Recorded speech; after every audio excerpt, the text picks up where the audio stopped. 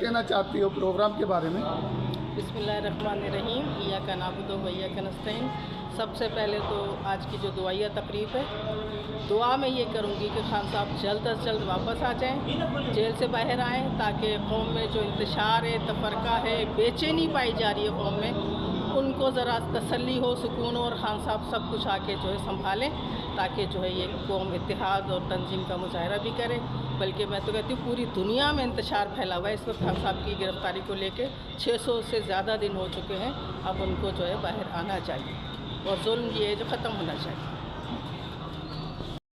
Programme के बारे में जी, आज का प्रोग्राम हम लोगों ने अपने चेयरमैन, अपने कायद उम्मत मुस्लिमा के लीडर इमरान खान की रिहाई के लिए एक दुआया तकरीब रखी है, उनकी सेहत और तंदुरुस्ती के लिए एक दुआया तकरीब रखी है। मैं अपनी कौम से कहना चाहूँगा, पाकिस्तान तहरीक इंसाफ लेबर विंग के प्लेटफार्म से, कि वो जो शख्स 30 करोड़ आवाम के लिए आज कैदोबंद की सोबतें बर्दाश्त कर रहा है, जेल में पड़ा हुआ है, तो हमें भी उसके बारे में सोचना चाहिए। हमें भी कोई ऐसा कोई कदम उठाना चाहिए कि हम उसकी रिहाई के लिए कोई मुमकिन कदम उठा सकें। बहरहाल इस सिलसिले का आगाज़ पाकिस्तान तहरीक इंसाफ लेबर विंग का हैदराबाद की जानिब से हो चुका है।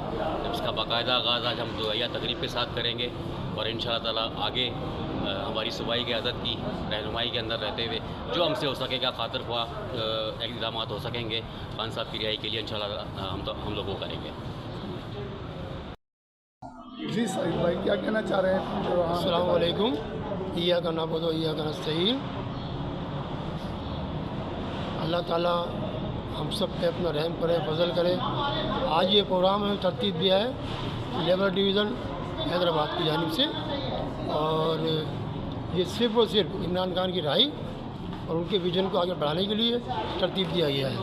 इंशाअल्लाह ताला इसमें लोग आएंगे और भरपूर साथ देंगे, भरपूर इमरान खान का साथ देंगे और इंशाअल्लाह ताला इस विज़न को हम आगे बढ़ाएंगे।